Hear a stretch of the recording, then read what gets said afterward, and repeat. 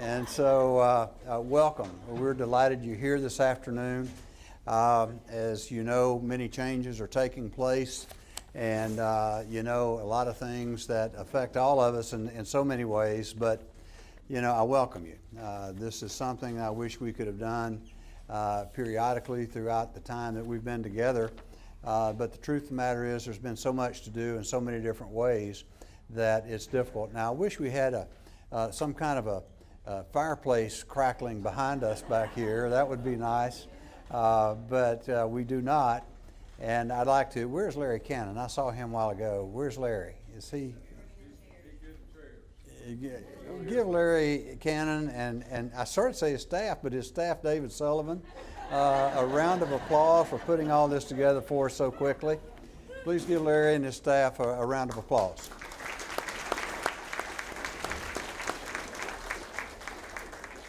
We are in a very special place, getting to do very special work. And it's one of those things that none of us do it alone. And so, Councilman Honduras, where are you? You were here, you and I were, there he is. Dino, please stand and be recognized, member of our city council, and by the way, one of our graduates. So welcome, we're delighted you're here. One of the things that we're going to do today is that Dr. Sorrells and I are here to answer questions, and then Dr. Sorrells can discuss his vision for the future and plans that he sees thus far.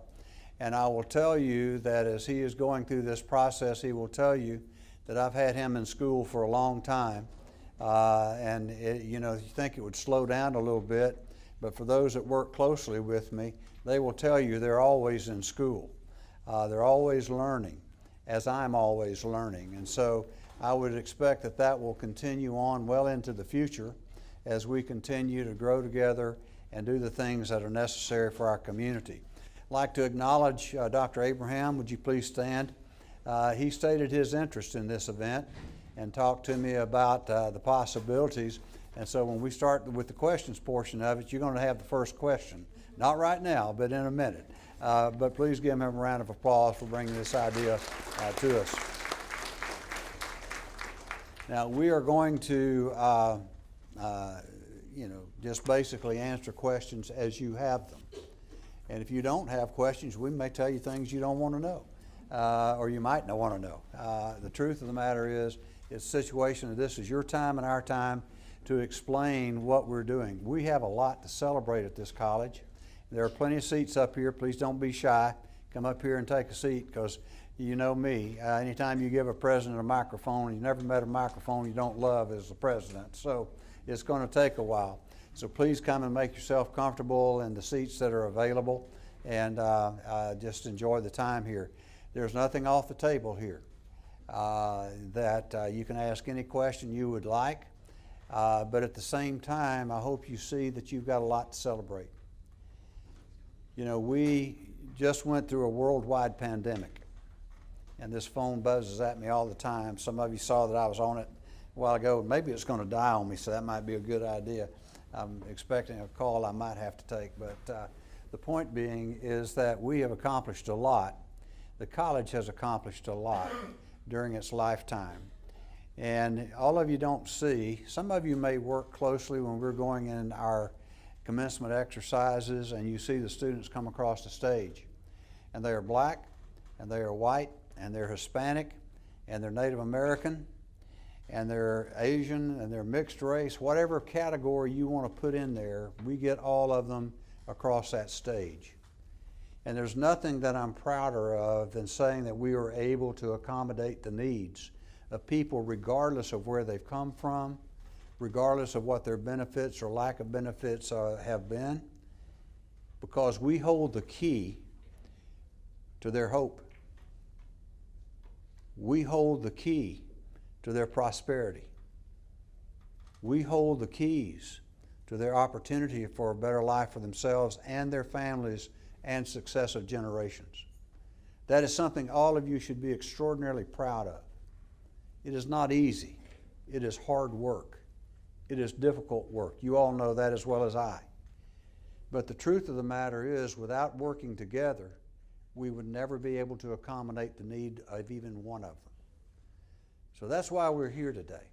Now, you received me well back in 2007. I've been in North Carolina for 20 years. A little over 15 years has been as president of Fayetteville Technical Community College. I will tell you that you are recognized not only in North Carolina, but across the United States as one of the better community colleges, because we cover such a broad array of people and we satisfy the needs of such a dynamic and diverse community. Not every community has that. And I'll be honest with you, I'm proud to look at the numbers that we have when we look at our student body and the diversity that we represent in that student body. And we're not there yet, but we're trying everything we can at all levels to continue to enhance the diversity of the people that lead you at the executive levels as well as all the intermediate levels and throughout the entire organization. That is a conscious decision we make a lot. I'll never sacrifice competence for anything other than competence. That's been my philosophy, and I would recommend to all of you that you continue to do that in the future. But there are so many talented people represented by all races, all backgrounds, all genders, and all interests that can represent this college and who we are together. But at the end of the day, it's going to take all of us to make that happen. It won't be one of us. It won't be two of us. It won't be 5 or 10 or 20. We've got about 1,300 people, full and part-time, that work at this college. Did y'all know that? You know, I'm relegating myself back to my upbringing. I mean, I'm using y'all a lot more than I did in Florida and then Oklahoma and then North Carolina. I'm ruined or made forever because I say that. So the point being is you've got a lot to be proud of. You need to take this moment and go forward and continue to do well. You had a legitimate search for a new president. I made my announcement. They actually knew it well before I made my announcement in January of last year. But I said I'm going to make my formal announcement in January. I gave you a full year to do the work that you needed to do.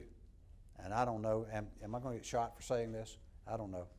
Well, if I do, I do. I'm big enough to handle it. The point being is that this went out as a nationwide search. You had people from the international community. You had people from all over the United States. You had people from all over North Carolina who made application for this position. You had people compete head to head. There were 3 North Carolina presidents in that search.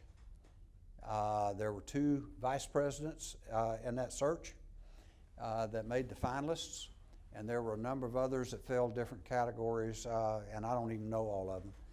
But the point is, I know enough to know, that you had some stiff competition. I've been working with this man for 4.5 years. And frankly, my job was to prepare him, Robin Deaver, David Sullivan, Carl Mitchell. What, do you cook? I know you, I might be afraid to know that, but David Sullivan, Sandy Ammons, Catherine Pritchard, where's Shannon Yates? Who am I missing? I don't know. I don't think I'm missing. Richard Lee. And I've been working with each one of those folks over the years, and they will tell you they are in class all the time. I've been at this since about 1971 or 72. Last time I checked, that was about 50 years. Is that correct? Somebody check my math. But about 50 years. And so I've seen a thing or 2 or 3. I've experienced a thing or 2 or 3. I've seen high points and I've seen low points. And I think you're at a high point now. There are not many colleges that can go through what we've gone through together. We've had 2 SAC COC reaffirmations with 10 years. The first one we had a few more, what do you call those things?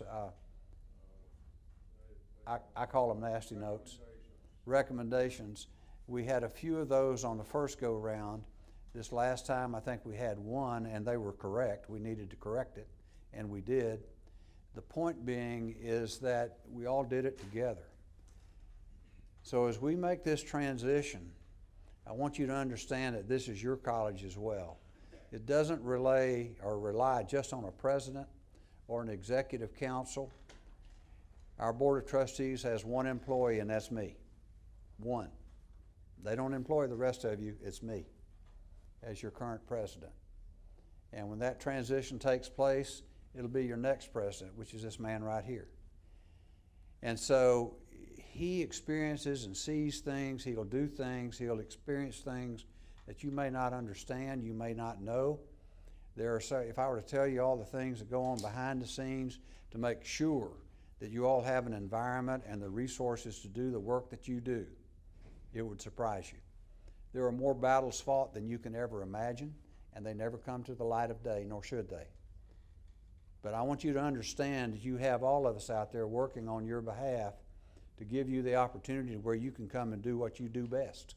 And whether that's teaching, or whether that's the administrative piece in some area or some professional area, or whether you're doing things like setting up and making things like this comfortable for everybody, making sure that the air conditioner or the heater continues on, making sure that the sound works. Everybody has his or her role to play in what we do collectively. So the point being, embrace what you have and where you are, but never rest on where we are today. That is one thing that we have tried to do. We've tried to tell you the truth, because if you go out and you stay and you rest where you are today and you don't try to improve for tomorrow, you'll start to regress. You'll start to lose. You'll start falling backwards. And the ones that will pass you so quickly that you'll never catch up. Now, we faced some hard times in the last 2 years. No one ever anticipated a pandemic as we faced one. But the rest of that story is you adapted. Everybody. We had some people go home. We had some people who could not go home. And yet we never closed this college. It continued to operate. And that is a credit to every single one of you. When it was time to come back, we came back. Now, some people want to stay home. We didn't let it happen. But the point being is that we came back to work, and we have students that are benefiting because of it now. So as we go forward in the future, we don't know what the future holds. But I will tell you this, you are prepared to adapt, and you are prepared to accommodate any phase that you face in the future.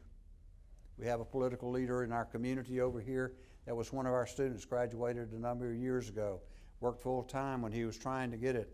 I got tickled. He said he got his degree in 3 years. I told him it took me 5.5 to get my last 2 years. My point being is that's the nature of who we are. We meet people where they are. We take them as far as we can take them, consistent with our expertise and what we do together.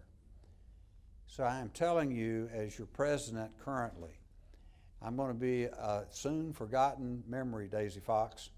I'm going to be like General MacArthur. I'm just going to fade away. But the truth of the matter is you've got a bright new president coming in to lead. And I'm going to make a personal appeal to each and every one of you to support him in that charge.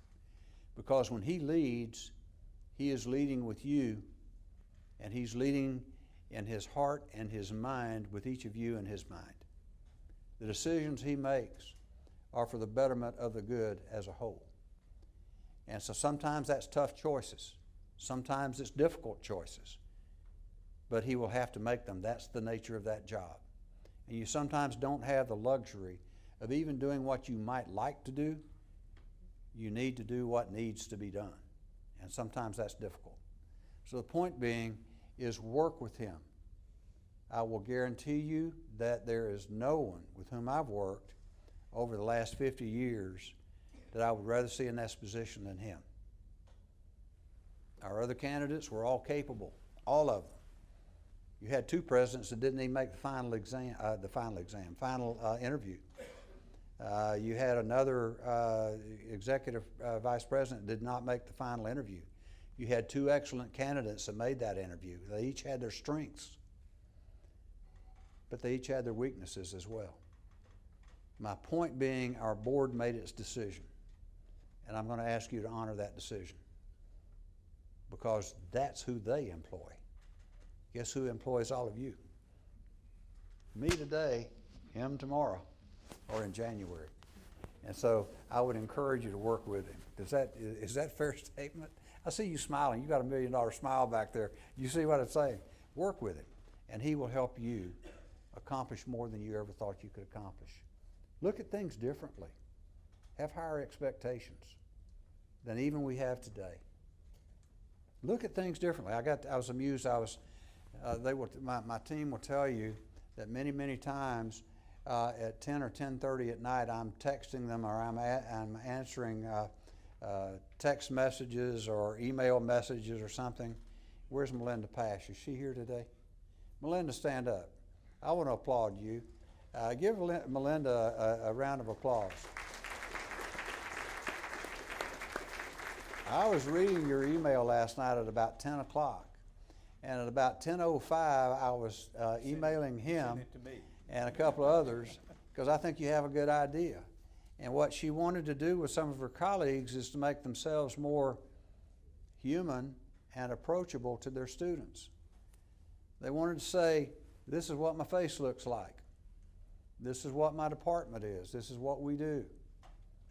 And they wanted to take a situation where they would go out there and they would say if they go to Athens or they go to some other place and it's a part of a journey that they take, whether for the college or not, that needs to be who those students know they're dealing with. And Melinda, I agree with you 100%.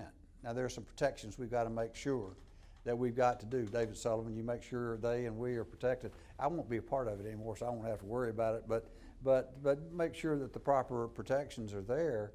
But the truth of the matter is that's the way it's done. This is a people business. It's, sure we have rocks and bricks and mortar and all that kind of thing. We have all that. But at the end of the day, it's about one person relating to another person, to another person, to another person. And so making ourselves more accessible, making ourselves more engaged, and helping those students that have a difficult time. The students we receive here could go to Harvard or MIT or anywhere else, but we have a lot of others that we know they cannot. Doesn't mean they're less capable. We'll let that sink in for a minute. Doesn't mean they're less capable. It simply means that the ramp that they were on to get to this point may not have been quite the same. But if we will nurture and work with them and go beyond the call of duty, I think we'll find ourselves in a position where we do great things. So I told him I was going to start the first part of it here and talk. I'm going to give him about 2 minutes because I've taken most of his time to make some opening remarks. And Dr. Abraham, we're going to ask you to open with the opening question. And then we have microphones up here to where you can come up and ask your question. And then we're going to try to respond to them. And we're going to be as honest as we can be with you. And so we'll tell you what we believe one way or another. And so, Mark, big boy, you caught the train. It is yours now, and it will be January 1st. But do you have any opening remarks? So first off, thank you all for being here today, showing your interest in the direction that the college is going to go, the future of the college, and the future that we play, the role that we will play in the future of this community. So thank you for that. Thank you also for the support that you've given me over the past 4 years. I think we've done some great things, and it's a testament to where we were when we came in and where we are today. You've heard me talk about some of the metrics. When I came in here, our pass rate was 77%. We set some goals. We didn't quite reach the goal, but I am happy to say I just checked the grade distribution report for the first 8 weeks. We hit 82% pass rate again. So that is a huge lift from where we were previously. You've done great work. You came out of the most challenging time probably in the past 90 years, 75 years of the history of our country. and you persisted, and you continued to grow and grow opportunity for the students and the community that we serve. We're in the business of changing lives. And if you ever lose that fact, then you need to start thinking about, am I in the right place? And I will continue to push, because my passion in life is about helping my fellow man, whoever that may be, prosper in life, have the opportunity to go as far as they possibly can. I've spent 37 years. I chose not to go into corporate America. I chose not to stay in family businesses. I chose to go into education. I chose to work a while in philanthropy, because it was about getting money back into community colleges and communities that were most economically distressed. That's where my passion is. That's what the good Lord has led me to do. And I am just humbled by the opportunity to take the president's position, to follow a great leader, somebody that's been a wonderful mentor, a great human being from the values he puts forward, and be able to continue that legacy going forward. Now, I will tell you this, Dr. Keene and I are a lot alike, but we're very different too. So there are going to be some things that you're going to see that will be a bit different in my leadership style. I too am a situational leader, but I am also a very collaborative leader as well. And so one of the things that I'm going to ask you to do is join me in that endeavor, because we are better together. And if we work together, we can create a lot of opportunity. We can create a lot of success for our students. And I will never compromise that student success is the #1 goal and the #1 target of what we're going to aim for. So with that, I thank you. I thank you for the support that you've given me. I thank you for the support that you're going to give me, because I have confidence and trust in the folks that are here. We've got a great institution. I have worked fairly intimately with the majority of community colleges in this state, and I know them. I know the presidents, I know a lot of the chief academic officers, and I will stack this institution up person by person against any one of them, because you do a great job. You've done really good work during the most challenging times in all of our lives. Let's just keep doing it. I always shoot for perfection. I know I'll never get there, but by gosh, I'm going after it. And I always tell people, when I go fishing, I take tartar sauce because I'm going to eat fish. And that's the way we're going to go here. We're going to go after the top goal. We may not get there, but we will constantly look in the windshield and say, okay, if we didn't get there, why didn't we get there, and how do we improve going forward? That role of continuous improvement is important. So again, thank you. Thank you for this opportunity. I am humbled by it and feel greatly privileged by the opportunity to lead such a wonderful, caring, and compassionate group of people. Thank you, Mark. I appreciate so much all the commendation and the kind remarks that I've received from most, if not all of you, regarding I had nothing to do with the decision, but the truth of the matter is it's really encouraging to know that people are on the same sheet of music, and we've got to be as a body, and if we're not, we won't ever reach the goal that we need to reach. But I want to ask all of our, and that includes you as well, Marlena, I want to ask our ambassadors, our students, to stand and be recognized. Please stand, all of our students over there. So we've got some high school connection students. High too. school Please stand connections, up, high school please connection stand. students. Yeah, yeah. These are these folks are why we're here. You know, it's these young people and the aspirations that they have, And I say young, even we have a gray beard, right? And you wear it well, my friend. You really do. But the truth of the matter is that when we lose our passion to learn, we start dying. And these young people are going to be influenced, they're going to be motivated, they're going to be stimulated to learn and to grow by what we do together. And so, with that, Dr. Abraham, it is your turn. It's your fault that we're here today. Well, partly. We were going to do this anyway. You just brought it about a little quicker, so thank you. Congratulations, Dr. Sorrells. It's great to have you. The question that I have is, again, it's going to be for Dr. Keene, though, and that is, what do you think is the legacy that you leave behind in the school? The legacy I leave behind, I don't know. I hope it's improved quality. When I got here, they said we were ready for SAC-COC. We were not. We were not even in the same universe. We did what I typically do, and that is bring together a lot of smart people to work hard together, and they did. And we systematized what we were doing, because SAC-COC is not just a once every 10-year event. It really gives an indication of who you are and what you do. So one of the first people I started working with was Carl Mitchell, because of his expertise in organizational behavior and organizational structure, especially as it relates to Six Sigma, lean manufacturing, among other quality enhancement programs.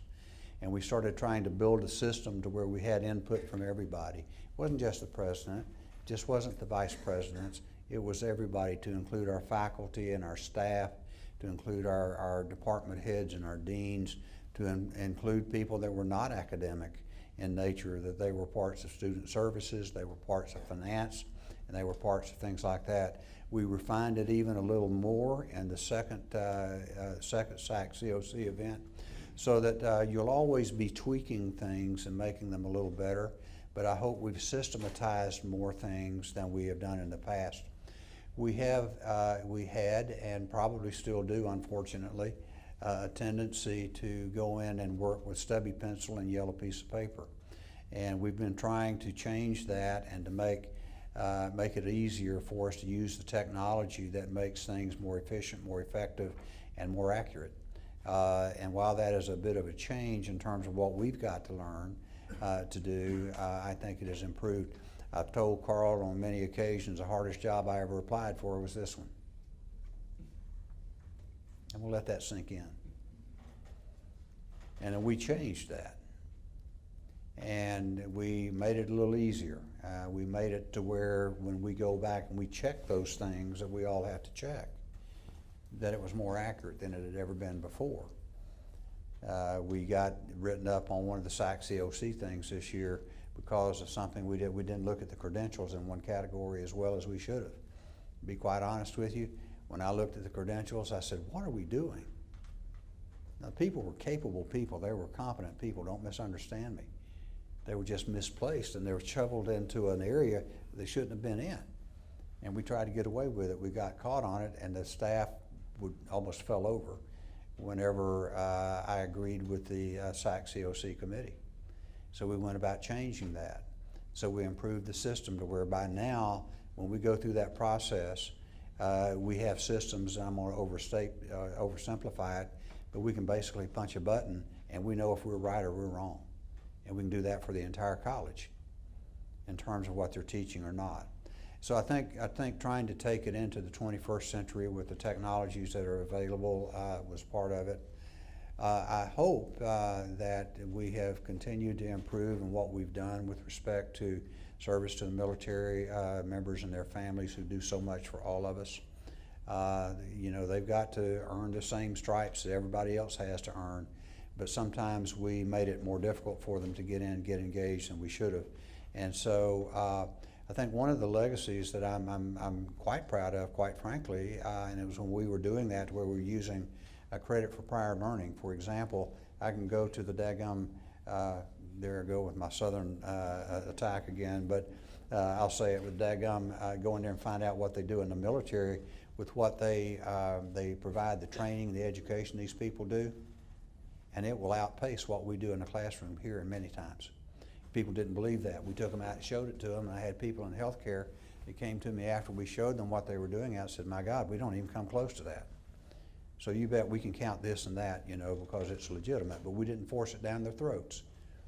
The people came in and they collaborated with us to make it happen so that when people left to deployment, we didn't have to shut the college down. And we continued on. Many students. We've had, last count I had, we had over 11,000 students that went through that program. We had well over 2,500 of them graduate, and they now hold PhDs, they hold MDs, they hold master's degrees in engineering and many others, baccalaureate degrees all over the place, and associate degrees almost nonstop. And they decided to go and go to work.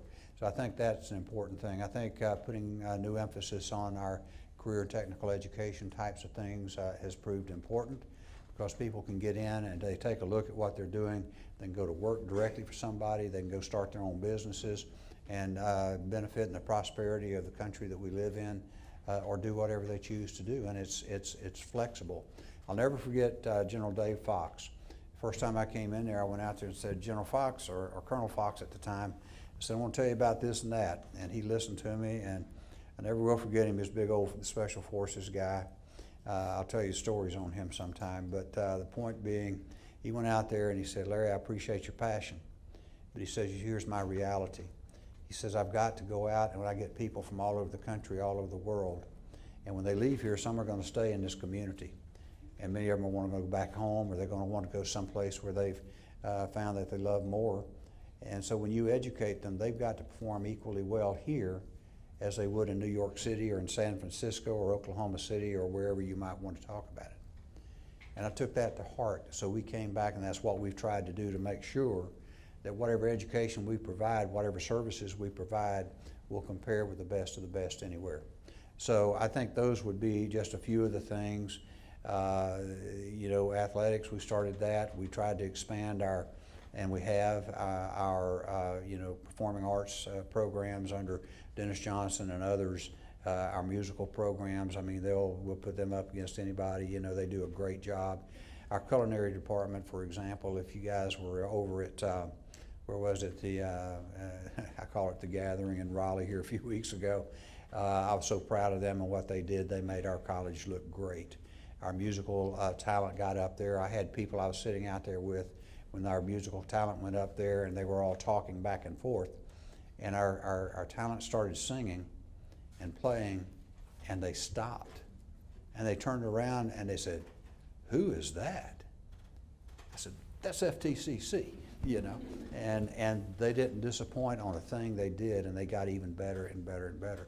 So opening that up and understanding that there's a far broader segment of our population that we can touch and touch positively, I think is an important thing of what we've been able to do. We've expanded our activities in terms of the first responders that we're so dependent upon, whether it's fire service, emergency medical services, whether it's law enforcement, whether it's all the people. If you've not had an opportunity to go down and see the newly dedicated Emergency Management Center for Cumberland County, take time and go see it. It'll blow your mind. And it's all these people working whenever we're all at the most difficult circumstances. I think the second thing is the way people work together. You know, I've been pleased. Now, that's not been without some pain. There are some people that didn't particularly want to do what we wanted to do or needed to do, and they made choices to go other places or do other things. And that's fine. Everybody has an opportunity to do that. But I think for the most part, people work well together, try to work well together and excel. So you are trusted. When I walked in, just before I walked in, I got a call from a legislator. I was on the phone with him quite some while. My phone was about to die. I was worried that it was going to die, and he thought I hung up on him, but it didn't.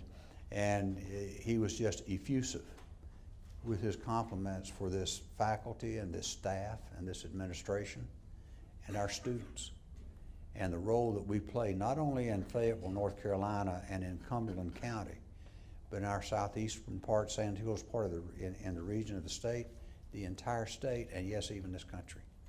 So I'm very proud of that. I didn't start that. I just was a fortunate one to continue that effort.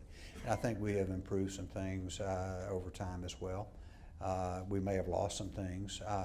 But the one thing that I will tell you that I inherited, and I think you will continue to experience, and I think that'll be the benefit with Dr. Sorrells here, is that everybody is accountable now. Everybody. Everybody.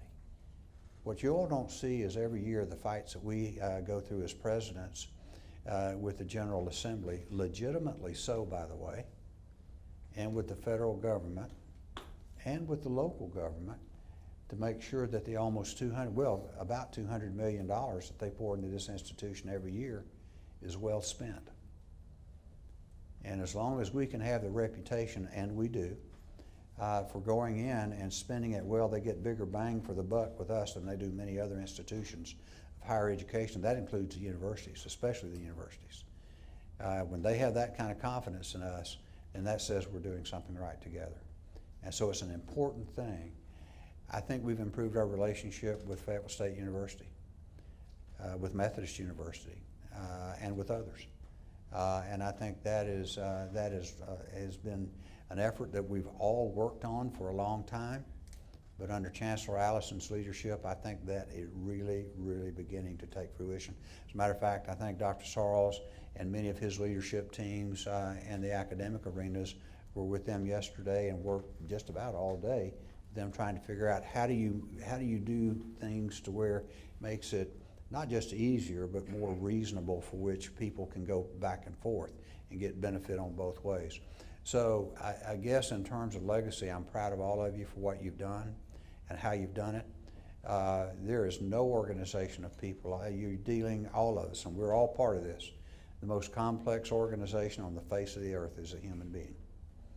We have different attitudes, different approaches, different desires, different this and that and so forth and so on, different circumstances, and those circumstances change in our life's journey. And we've got to somehow coordinate with each other when we do that together, and that makes it comfortable sometimes, and sometimes it makes it uncomfortable, but we've been able to do that. Mark mentioned a while ago the pandemic. Other than the Vietnam War days, when I was just a young whippersnapper, and the disruptions that took place there that really changed in many respects what we know as America, and I'm not sure it's always for the best. But the truth of the matter, it changed it. There's been nothing since the Vietnam War, in my estimation, that had more influence on what we do and how we do it than the pandemic that we just experienced the last 2.5 years. And so my point being, to be able to navigate that together, as unsure as we were, and we were building the proverbial aircraft in flight, and we and everybody else no one had the answer. We had to do it right. But to see the way all of you worked together in terms of how that was done was awe-inspiring. And we even have people, I had an interview this past week, no, earlier this week actually, with someone who wanted to know how we accommodated the pandemic, what we did. And then I had another one call me, and they didn't want to talk to me, they want to talk to Mark. And I said, okay, that's good. Whew, yeah, this is a good deal. I handle this every day. My point being is the way people work together. And even though we sometimes see things differently, it's how to overcome those differences and work in concert with each other. To me, that is the hallmark of a winning organization, and that's who we are. A winning, not just organization, but a winning people in the plural. And to me, that's an important thing. That's a long way to answer your question. Yes, ma'am, do you have a question? I do. Have respect, sorry, for the SGA. Make sure, now you're taller than I am, you might have to bend down. Do I need to move down? There Okay, you go. sorry. You can pull that thing out or push it up. I'm not you or Dr. Yates. I need just a little. Oh, just a that hurt. No shade. Dr. First Yates, of all, you remember she said that. I didn't, okay? Go ahead, Heather. First of all, thank you both for taking the time to meet with us. We know how busy you are. The student government came up with a question we wanted to ask you, Dr. Sorrells. In your opening, you said that the most important thing to you is student success. For the average student who is not succeeding, which we all know, I believe that if you don't succeed here, it's because you're trying really hard not to. That's what I believe. But for the average student who doesn't success, what do you think the largest obstacle is, and how can we come together to fight that obstacle with your incoming term? So I think it's a great question, and you know, I think coming out of the pandemic, those obstacles and barriers have increased and heightened.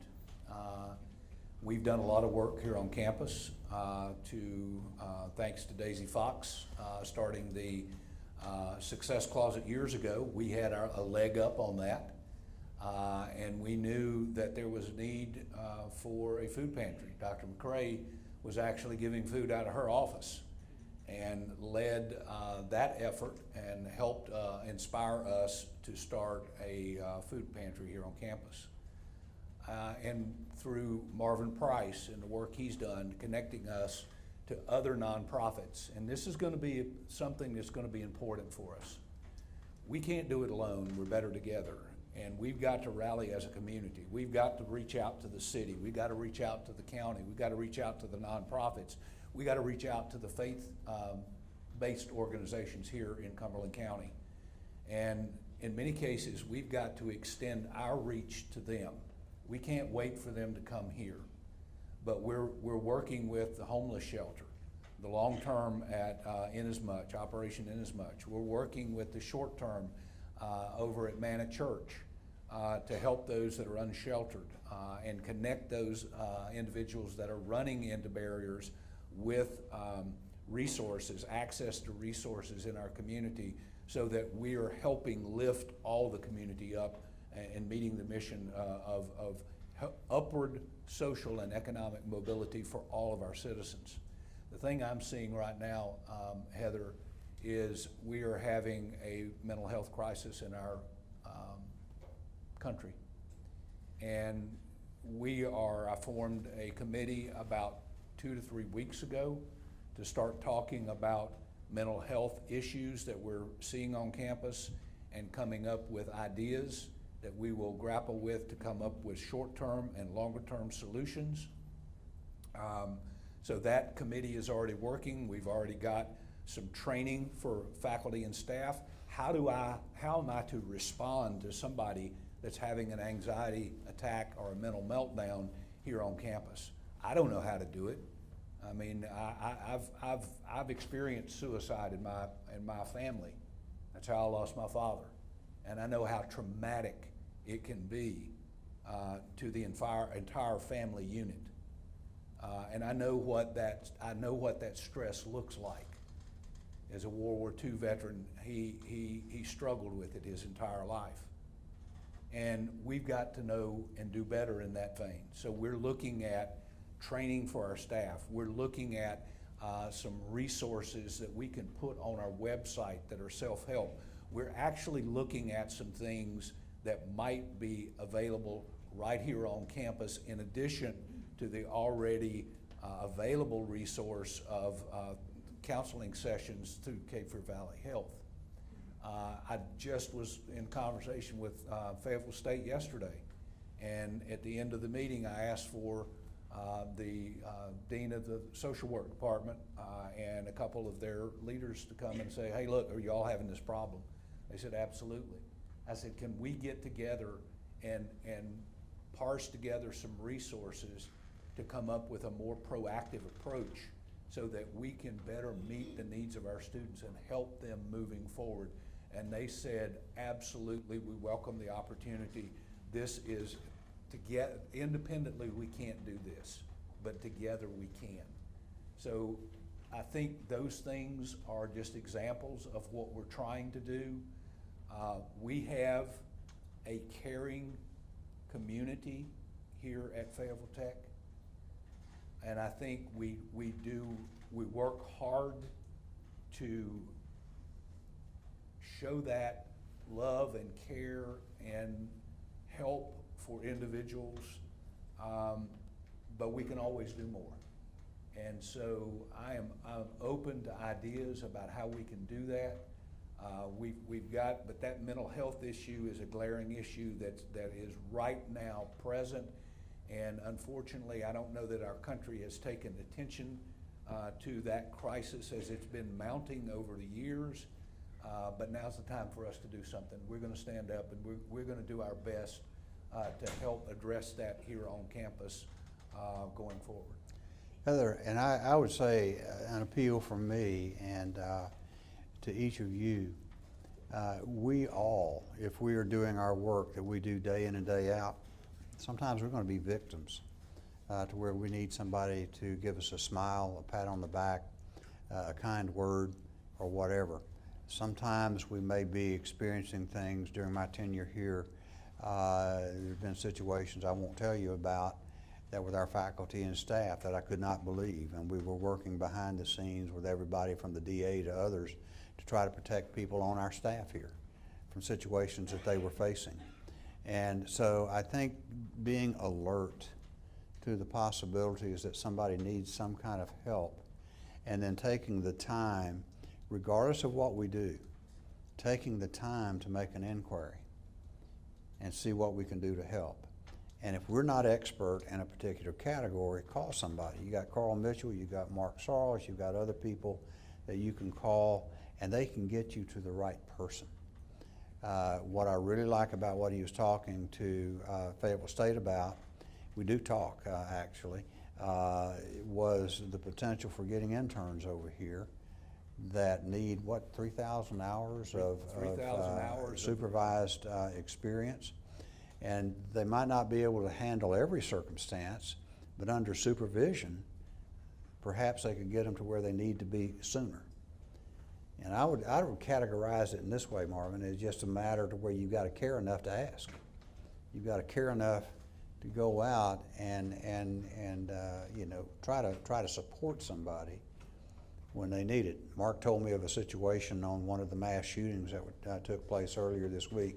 I'm not going to tell him. Tell me, because I think this is one of the things that contributes to some of that lack of focus and perhaps even difficulty that we experience in our classrooms. Tell them about the young person that did the mass shooting. So if you watch the news, Andy, one of the mass shootings that happened, I believe it was last week, when they really got looking into the situation, the young man had left a note in his car. And that note read, "I'm a loner. I've lived alone since an early teen. I've never had a girlfriend. I've never had a friend. I stay at home and play video games. This is the perfect storm for a mass shooting." That isolation, that feeling of loneliness, that feeling that there's nobody there to lean to. And I will tell you, most of the time when people are around and they want to voice their problems, they're not looking for answers. They're looking for somebody just to care enough to listen. Right. And pat them on the back. And I've heard here on campus when some students were desperate to a point of, "I'm just quitting." And I've heard some of our faculty said, "Oh no, I'm not letting you quit. We're in this boat together. We're gonna make it work." And that person succeeded because of that care from that individual. Tori Quismondo, you're one of the persons that I've heard say that and heard students write that. If it hadn't have been for Miss Quiz, that's who we are. And that's who we should be as human beings. Because everybody matters. Everybody has that potential. Our most valuable resource is our human talent. And we need to pour investment in it. So care. I know you do. How's that for asking what time it is and giving you how to build the watch? I mean, we did that, right? But I think it's really important to have the discussion. Does anyone else have any questions? Please feel free to come up. Appreciate that. I've been here 19 years. I've never had to deal with an employee that has lost a dependent to death. You know, and I can work with that employee for time off. And our handbook says the employee takes sick leave.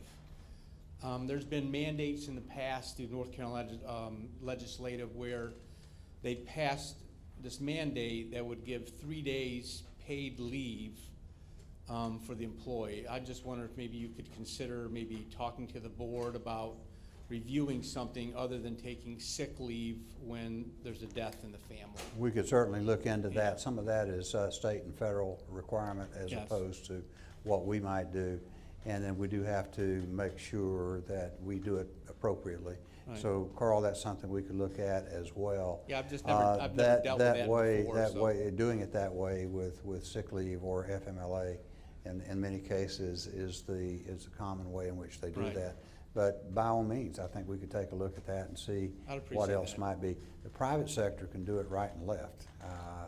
Right. A lot of them don't, Right. unless they're big corporations. But the point being, they have a little more latitude to do those Yes. things, perhaps than we do in state government or even local government. But we'll look at it and see what Good. we can do. Good, thank you. You bet. Hi, thank you for having us this Have afternoon. you been running around and jumping No. over sidewalks here lately? Thank goodness. No, but I have a question regarding that. Okay. I was on workers' comp because I broke my arm, and I was on workers' comp for summer, couldn't teach summer school. So what happened was that money wasn't being put into my retirement, okay? And that was about 3 months, I think it was.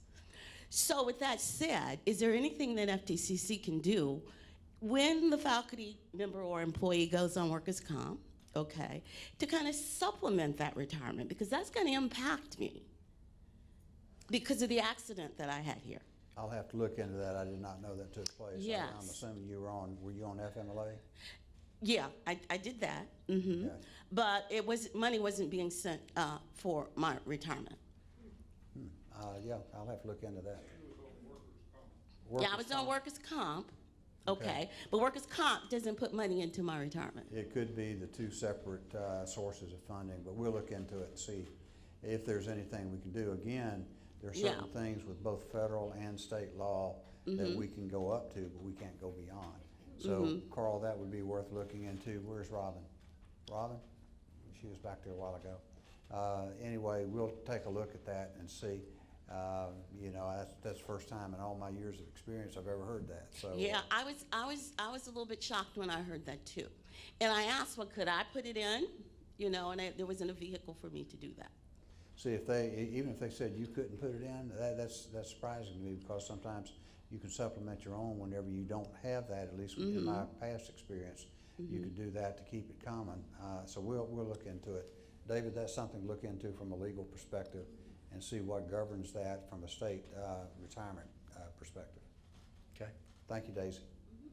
I was actually teasing you. I wasn't looking for a serious question, but I tease her all the time. Dennis, when are you going to do, what was the name of that play you were in? She was just asking. What? Yeah, Raisin in the Sun. She did that. You got to do Raisin in the Sun again, and you got to do Fiddler on the Roof again. Get Mr. Bell in here to do that. So anyway, any other questions? Yes. My name is Ashanti. I'm a part of the Science Club. I'm also one of Dr. Abraham's students. I kind of Should feel we like pray this... for you? No, sir. I feel like this question has already been elaborated on, but how do you plan? This is for Dr. Sorrells as well. How do you plan to keep yourself and the board alongside current trends and issues in the field of higher education? Well, it's timely question. So I just went with the board to New York City for the National Association of Community College Trustees meeting. And that's across all community colleges in the United States. And we went through 3 days, full days of various sessions, from DEI sessions to trends in higher education. I will tell you one of the things that was very interesting to me and our board, we had a lot of conversation around it, was the keynote speaker, Dr. Arthur Levine at New York University, a prominent researcher around trends and things of that nature in higher education. And he talked about the changing dynamics in higher education today. And this is something that as staff, faculty and staff, we've got to be very cognizant of. Things are changing and changing very quickly in higher education. We're going to have to become much more flexible, much more nimble in our approach going forward. And we've got to be thinking outside the box. Why? Anybody ever heard of Coursera? Okay. Okay.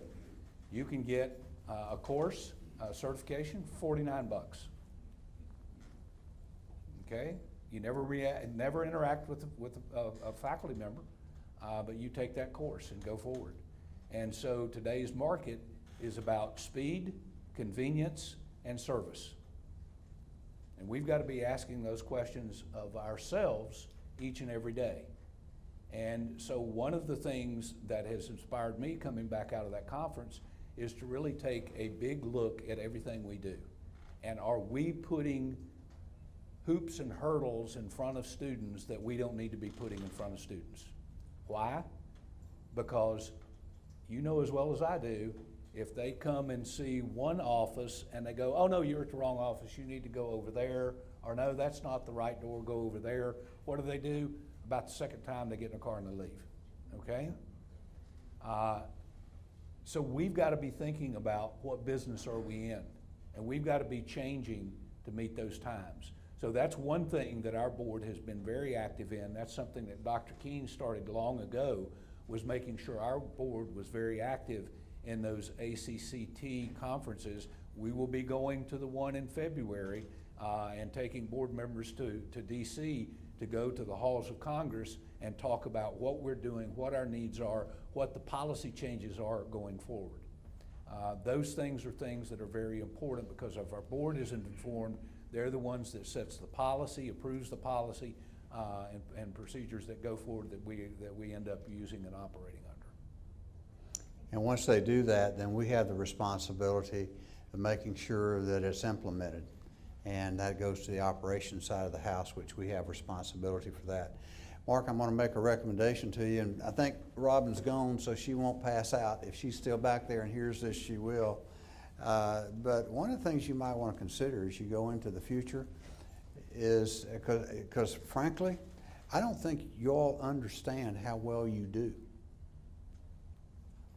And our board will be the first to tell you that when they go to these ACCT meetings all over the country, to include Washington, D.C., typically in January or February, they say, I'm ready to get back to Fayetteville.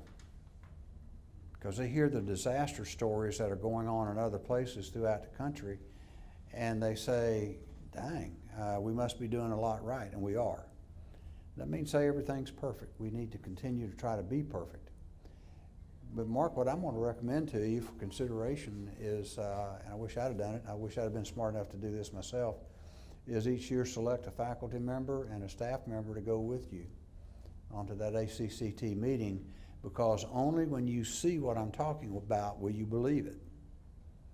And all of you may not be interested, and I think that's up to him to make those judgments. But when you go and see, David, you've been to a number of them, Carl, you and I presented at them before, and so it's a situation to where when you see what's going on in some of these other places, it reinforces some things you're doing here, but just as importantly, it shows you things that are going on in other places that we might want to replicate. And so there's value in that. Talking Coursera, anybody want to guess who's using it? If I were to tell you Duke University, would you believe me? If I were to tell you UNC Chapel Hill, would you believe me? If I were to tell you Columbia, to tell you Yale, tell you Princeton, not exclusively, they use it and supplement it. But the point being, we've all been working on these things for a long, long time in all of our different disciplines. And there was a time whenever online training was nothing more than an electronic page flipper, and we went through with a PowerPoint and we called that online learning. It's a lot more than that now. And that's what these people are doing, even for the potential for interaction. And Pam, that even counts in the arena of the technologies as well, and a lot of the things that they're doing. So my point being is it's one of those things that it is going to change in spite of us. So what we need to bring to the party are those things that are extra, those things that are not provided by the Courseras of the world, And I look at Anthony Cameron out there. I told you the story earlier this year. He already had 150,000 licenses free that we could use for Google Analytics, among others, that would strengthen the students, that would get not just in IT and MIS, but in other majors as well, and make them stronger candidates for the workplace or the receiving institution of higher education at the baccalaureate degree level and beyond. So the point is, it is changing, and it's going to be up to us to not only anticipate the change, but be ahead of it as much as we possibly can. Any other questions? Yes, sir. Hi, I'm David Nays. I teach communication. I've been here since February. Congratulations to you both on your decisions for retirement and your installation as president. Thank you. I'm going to ask if I can come work with you because my wife has a to-do list that I'm afraid of. Right. Dr. Sorrells, you mentioned in your opening comments, you offered that there are some similarities and differences between you and Dr. Keene. And I was just wondering if you'd feel comfortable shedding some light on some of those distinctions and even some of those similarities. Great question. So I think a lot of the similarities come in the fact that he and I have similar values and beliefs. We both believe in situational leadership, but I tend to be very collaborative and try to be inclusive to the point of sometimes it slows us down. But one of the things that I'm going to do in the first 30 to 90 days is go out, as many of you know, I've been on listening tours with faculty in each department over the past year and a half. And I've learned a lot of stuff, and we've made some changes on what we've learned. And so one of the things I plan on doing, and I've already talked to Executive Council and Dr. Keene about this, Executive Council meets once a week. Staff Council, Faculty Council, and DEI Council. Their chairman will be invited to those executive committee meetings once a month. I'm going to invite the AVPs once a month to come to the Executive Council meetings. I am looking at forming a President's Advisory Group. I often hear sometimes that we initiate new process, new practices, and maybe there are unintended consequences. So if we've got that council that's there kind of looking at it from the perspective of where it hits the ground, maybe we can avoid some of those unintended consequences. So those are some things that I want to do. The other thing I want to really look at and do is do an analysis and get a kind of a SWOT of where are we and where are those opportunities for improvement. I want to get and build a framework for more input from faculty and staff into the strategic plan. Now we kind of revisit it every year, but it's about that time that we take a deeper dive and a deeper look at our strategic plan and where do we want to be over the next 5 or so years. And so Carl and I have talked about this too. Sometimes we see a disconnect between our strategic plan and what people understand is the mission and the objectives and the strategies down at the grassroots level. And building a framework where I can get input from across the institution so that when we go to a board retreat sometime in the spring, we're coming in with kind of a recommendation around the various objectives, how we might tweak the mission. I want to add in values and beliefs because that really speaks to what's really important to the organization, and really think through and have input from those that have to carry out what those objectives would be and what strategies we want to prioritize in order to reach that. I will tell you from my perspective, one of the things he's going to bring probably a little differently than I did. If you would have ever seen me when I was growing up, you would have said, this guy never looks at data. I learned I had to over time. And So you're evaluating a lot of that, to my comment earlier about accountability, because if we can't demonstrate what we say we're doing, we're irrelevant. And so what I think he is much better at doing is crafting that before the fact and then engaging people in that process. Now, it's going to take more time. It's going to be more cumbersome at times. I think everyone has to understand that. But at the same time, even though it may take more time, it gives more time for all of you to participate in that process as well.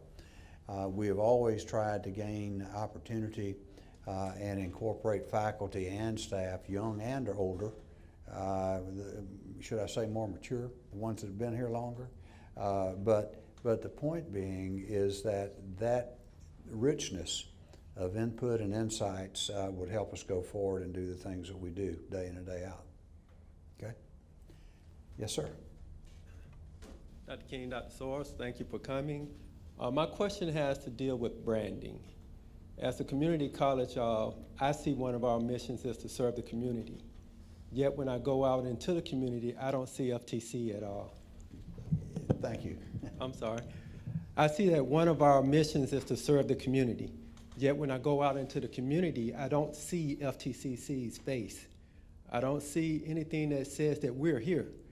There are individuals who don't even know the services that we offer here on campus. How are we going to face that? We have one of the only I want to say great registration, that's not the right word, funeral services. We have one of the only funeral service departments in North Carolina, yet we don't advertise it. It's not known out there. Our drama department is one of the best we have. The music that they give is the greatest. Our culinary department is beyond all. All of these are great things, but the community here doesn't know that. Yeah. How do we face that? Yeah, and I think, and Dr. Keenan and I have talked about this a lot, we're probably the worst at telling our own story. We don't do that well. And I'm not just saying Fayetteville Tech, it's probably the community college system in North Carolina and community colleges all across the country. And we've got to do a better job at that. And so we're working with local IQ to try to come up with some new branding and new messaging around what we're doing.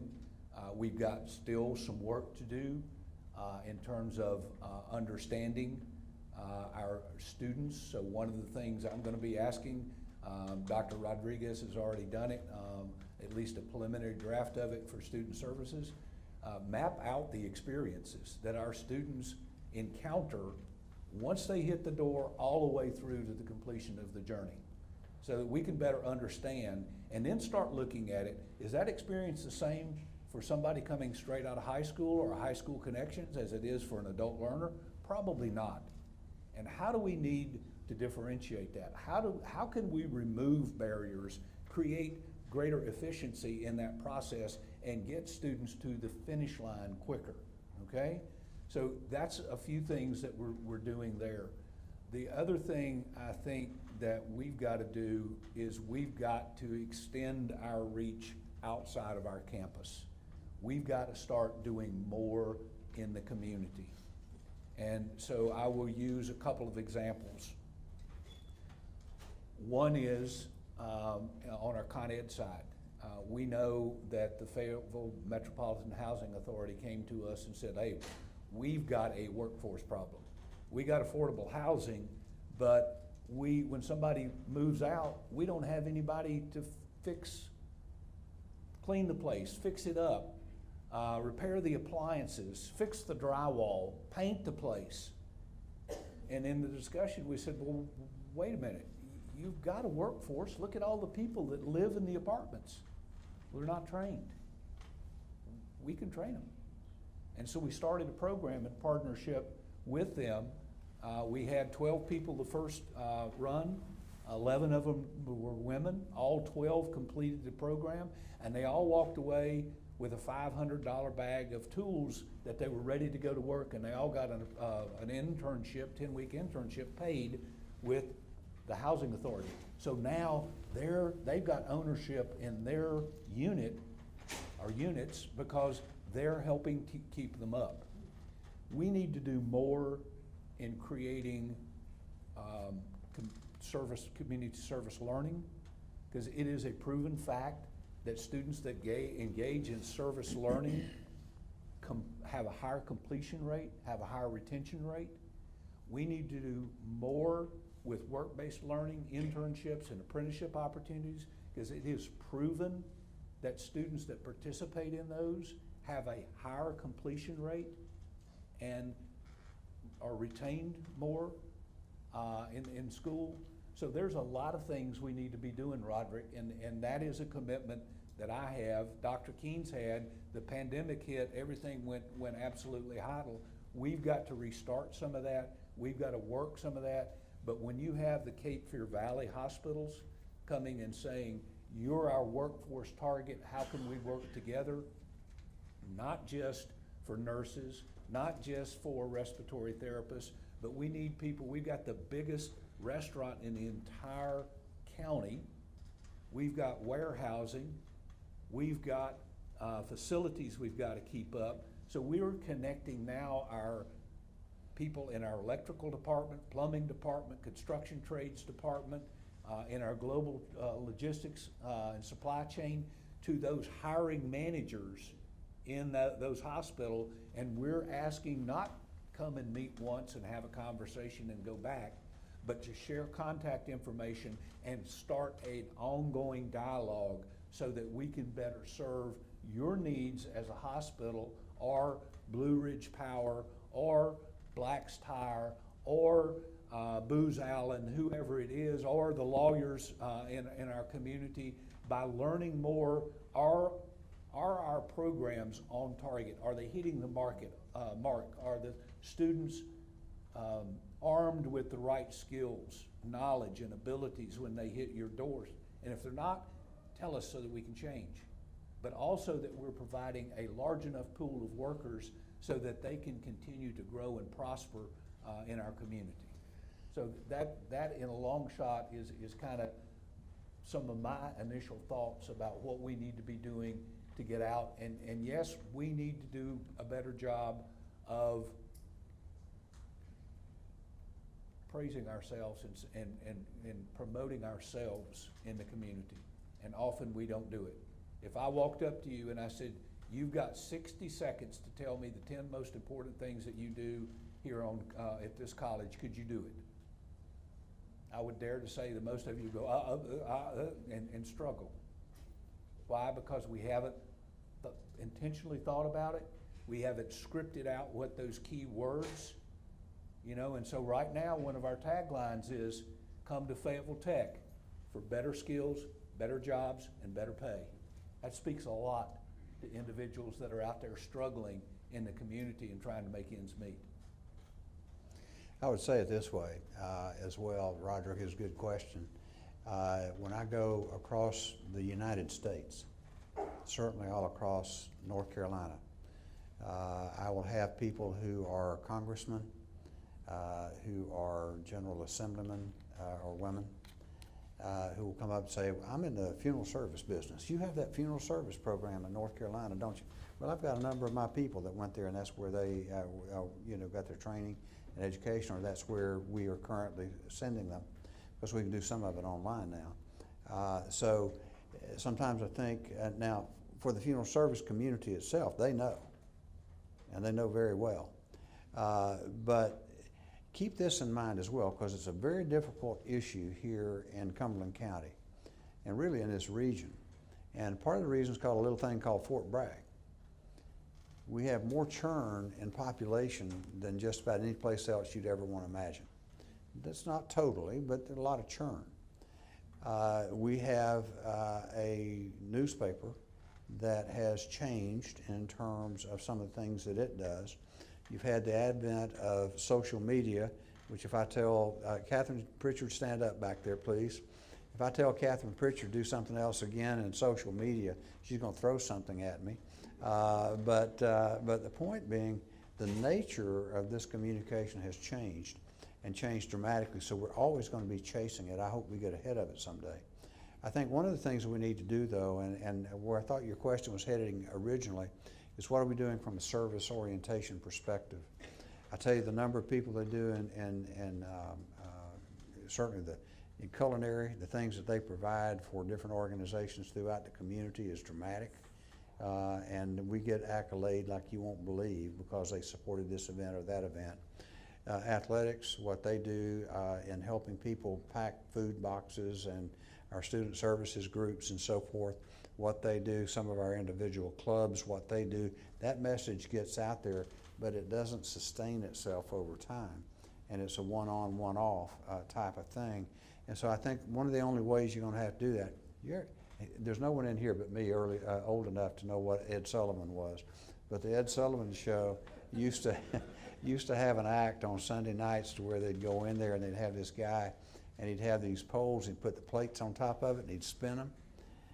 And he'd have 4, 5, 6 different plates. He'd run from one to the next, and first one he spun would start losing momentum and start wobbling and so forth. We're in the spinning plates business, folks, in our community, probably more than any place else. Why? Do you know how many different colleges and universities we compete with in this community? Anybody? At least 20. At least 20.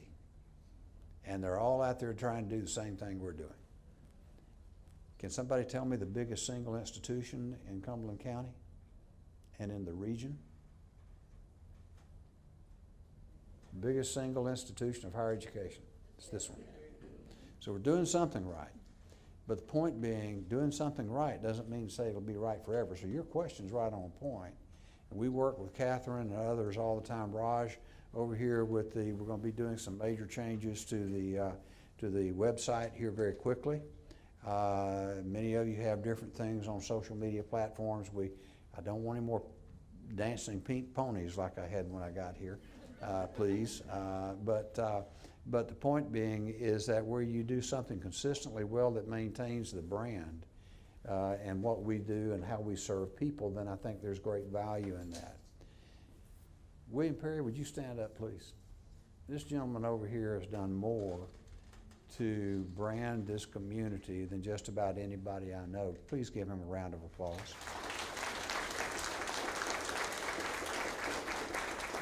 I don't think he ever sleeps. I don't think he ever stays in one place very long.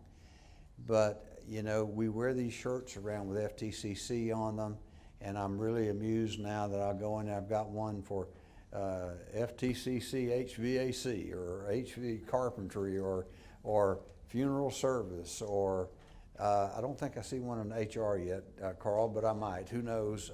But y'all are picking up on that, and every time you buy something like that and carry it around and you wear it out like I do out and amongst them whenever I'm out doing the work that I do, that helps send a message. But it's a never-ending chore. It's a never-ending requirement if you're going to really tell the story that you need to tell. The best thing we can do is have extraordinarily successful students. When we go out to, and I had it just last week with Cape Fear, Healthcare Systems, and others that came to us and they said, you send us every student that you graduate here. When Booz Allen Hamilton talks to us and says, send us every student you have here, we want more like the ones you sent before. That's the way you spread your message. What we need your help on, and all those people you know, is unfortunately there are a lot of people in our community that don't think they can accomplish anything or they can't do it. So they don't try. And Catherine, as good as she is, William, as good as he is, and I can go on and on and on and name every one of you, it only goes so far.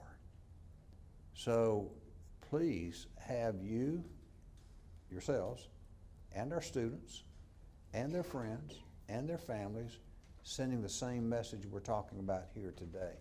And it will never end, ever. Do you know why they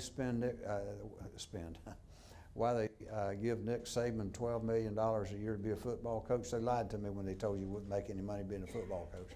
And that was a decision point I came to at one point. And why they pay my coach at Oklahoma State just on his base salary about $6 or $7 million. And why when T. Boone Pickens gave my university $150 million, he said, on one requirement. He said, I'll manage it for you. And it went to well over $1 billion. And why they have those beautiful stadiums out there, and people in English and math and history and all, they always fuss about it. Why are you paying a coach that much? Who's bringing the people and who are making the contributions back to English and math and history and so forth? We don't have that here yet. I don't know if we'll ever have, I don't think we'll ever have it to that degree. But one of the things that we can do is the more we demonstrate by those we educate and prepare, when you go out every year to the paralegal thing. I mean, those judges love that. Y'all cook some of the best food they ever have down there, and I go because I like to eat it too. The point being is they love what we do. And so I think we you know, the proof is in the proverbial pudding, and the better we educate and train people to do the things that they do, and the more successful they are on the respective jobs or at the receiving universities, the better we're going to be known, the better we're going to be appreciated, the better we'll spread that message. The other thing I want to add to that is this is where we need your help, because you're in the classroom, you know the students, you talk to the students, and you hear the successes. We need you to capture those. So as a department, at least as a department, you should start a portfolio of student success stories that we can draw from and use to highlight our programs and the success of our students. Danette Prevet had two or three students that were just hired by two companies, starting pay $70,000 to $80,000 a year. Who knew that in this room? Okay. Last night at the unveiling of the new brand for the city of Fayetteville, one of the students that was there working for one of the companies was one of our former culinary students and is in a management position. We need those stories. That gives us an ability to promote. The other thing we did that is important to us with students, we took some of our SGA to the legislature this year for Legislative Day. Dr. Keene couldn't go. He said, David, you and Mark take some students and go up there. David and I didn't talk. We went in, introduced ourselves, introduced the students, and immediately the legislators gravitated right to the student, and they sucked up everything that student said. And putting a face to the numbers that we crank through is the most powerful statement that we can make in our community and around to our legislative body that's creating policy and creating resources that we desperately need and can use. So collect those stories. Our board actually asked me, because when I first got here, I would take one success story every board meeting and put in front of the board. And I got busy, got out of the habit of that when COVID hit. And guess what? Last board meeting, they said, we want to hear more about students and programs. So I need your help there. We need to put your programs, we need to put your students in front of the public, in front of the legislators, in front of our board, so that we can begin to create that message, create that gospel of Fayetteville Tech and what we can do in changing lives. I'm going to tell you, when you get older and grayer, you can say just about everything you want to say because they forgive you. You don't necessarily ask permission, you just say it. But I'm going to tell every single person in this room on what he just said about collecting those stories. Sure, collect them for the college, collect them for the board, more importantly, collect them for yourselves. If I look back over my career, I can pull up so many successes in so many different places, but there are so many that are absent, and my memory is not good enough to pull them up. And I delight in going to an airport in LA or Salt Lake City or someplace, which Salt Lake City was the last time it happened, and somebody says, Dr. Keene. And I'll turn around and this person comes up and they look vaguely familiar, a little older, a little slower perhaps. But we start talking, and it was a student of mine at one point or another, and we talk about what they're doing and where they went and how they, you know, people I knew that worked with them, sometimes married to them, or I guess married to them, not with them, right? And what they're doing as a family and so forth. Those things I regret not capturing as I went through my lifetime and my career, because they are significant and they are numerous. Please, in your situations, capture those. Share those that are relevant with Mark and others, but more importantly, keep them for your own posterity, because it's a part of the legacy you're leaving here with the investment of your lives and what we do day in and day out. And so those things are extraordinarily important. I'm going to ask a question here. I'm going to, dadgum, I can't believe this. I've got 35 minutes left, but I'm going to do it anyway. Any other questions from anybody out here before Dr. Abraham? Go ahead. Go to the mic, please, so everybody can hear. I guess the question is for Dr. Sorrells, a two-part. One is that how do you address equity now in the school? Can you speak to that? After all, a great man said, he looked at the conscience of this country and said, give me a fair shake, I don't want your charity, right? So how do you address that? The second part of it is, what I see is there's a lot of resources in the school where people don't talk to each other. Like if you look at, for example, we have fantastic cadaver program here, and we've also got, I think the Health and Fitness Center has like 2 tables which are anatomy tables. Each of them it's like 80 grand or something. Each of them are like 80 grand. So they are fantastic as a teaching tool for anatomy students too, like biology students. And we've got a 3D printer lab where I have a heart that they printed out for me, and they have some things, maybe we can't use that as a fundamental place to get our models, but definitely it can be an enhancing for learning, you know, they can definitely offer that. How do we get people to talk to each other? And so, great questions. First of all, you're gonna get to see Mark really uncomfortable here, because I thought you had access and anatomy and physiology and nursing to the cadavers that are available over there already. So you ask a number of great questions, one being equity, and I'll tell you, I'm very pleased with what he's doing to take a look at that. When you start changing organizational structures, there's an opportunity to do that now.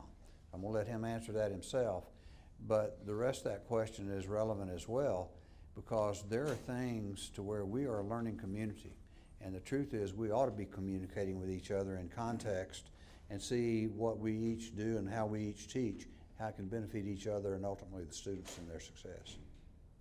Mark?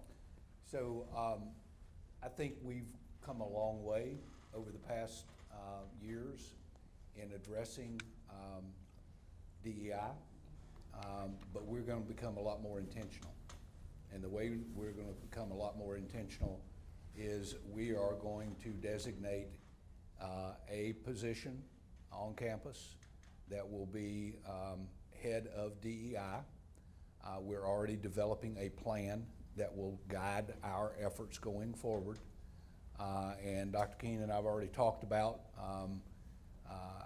how that position will be placed in the organizational structure, and potentially even who that individual is that's done a great job for us. But that is something that, you know, I use it, and often I came from Western North Carolina, not a lot of diversity, 2% minority. But if you were raised, or you know anything about Appalachian Mountains, you faced a lot of barriers in life. And I firmly believe that there's always a discussion about equality versus equity. And if you've ever seen the little sign, 2 little diagrams, and for equality, it's got 4 people standing looking, trying to watch the baseball game over the 6-foot fence. And one of the kids is 3 foot tall, the other kid is 4 foot tall, and another kid is 5 foot tall. And they've been given equality. Everybody has a 1-foot box. Well, it didn't do any good for the 3 foot, didn't do any good for the 4 foot. It did some good for the 5 foot. I'm a firm believer in equity, and that is creating an equitable solution. So you create a box that gets that individual the ability to see over the field, or over the fence.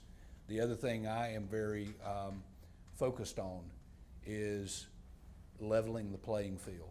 People ought to have the same resources, access to the same resources to be able to create success for themselves. You know, and if you can level the playing field, you know, don't put me out on a baseball field. Don't give me a bat. Don't give me a glove and ask me to compete with somebody that's got all the resources. It's an unfair advantage. We've got to do a better job as a society of making sure that we're creating opportunity for all people. And that means trying to create a more level playing field so that everybody can do that. So I hope that answers your question about equity. You're going to hear more about that. We've got those plans in place. I will tell you, I'm like Dr. Keene. Equity in my mind is for all people, every person, regardless. I will always practice the issue of, in hiring the best person based upon the knowledge, skills, abilities, experience that they bring to the table, regardless of who they are, okay? How do we get people talking? Excuse me, I want to interrupt you just a minute. I'm chuckling a little bit as we go through this because it reminded me, does anybody remember the President's Leadership Institute? Matter of fact, there are a number of people in here that went through that program, and many of you have learned some of the skill sets that are necessary to, and some of you have chosen to go ahead and go into other positions of responsibility and leadership and all that. But I never will forget a number of people that were going through that thing, and they came up to me, and I wasn't necessarily leading it, but I was responsible for it. And they came up to me and said, man, I didn't know you guys had to do that. I don't want any part of this. And they backed away from it. And I respected their decisions. Because the things that you have to do when you get into these roles are such that sometimes they're not convenient, they're not easy, and they're not without controversy. And so the point being is I respected that decision. And then going to equity, I think that there's brilliance and expertise in all circumstances, regardless of whether or not it's black, white, Hispanic, Native American, international, mixed race, or whatever whatever the latest category is. Indian, I know it was Indian. Why did you say that? I knew that. But the point being is, and whether it's gender or age or anything else, all those categories that they have out there. And the truth of the matter is, you know, what I've always tried to do is to select the person that I felt like could do the best job at what needed to be done. And I think when you have major organizational changes like this, that there's a genuine opportunity to look at that makeup as you make selections for people, and I know Mark will do that. He's got the mind, the eye, and the heart for DEI in the right way. Just like I would never go out for somebody, I want everybody to be white, or everybody to be black, or everybody to be Hispanic, or everybody to be Native American, or whatever other category you want to put out there. I don't think that's the way to do it. But what you do, especially with the leadership at all levels, and really whether it's faculty or it's professional or it's other things, is give a clear path and opportunity and be clear on the expectations I'm hurting a little bit because I think Oscar and especially Catherine and Chuck and Rosemary and Mark and Tiffany, we all got something earlier today, and they were saying, well, we're going to get the report back and ready to send it in on Monday. I said, it's going to be on Friday at noon. And that is not an easy ask. It could be quite significant in terms of what they're going to have to do. And if you can't get it by noon, guess who's going to be working on the weekend? Because it's that important to the college. So my point being, you've got to be adaptable to things like that and to do that, and especially in Catherine's situation, she's got a whole lot of stuff to get in a short period of time. So my point being, you've got to be willing to do that, and it doesn't matter to me, and this has always been my philosophy, it doesn't matter to me who it is. I don't care what a person's color or skin is. I don't support people who are you know, overtly heterosexual and want to show that out in public and everything, nor do I do anyone else who has any interest of any other kind that's different. I just don't do that.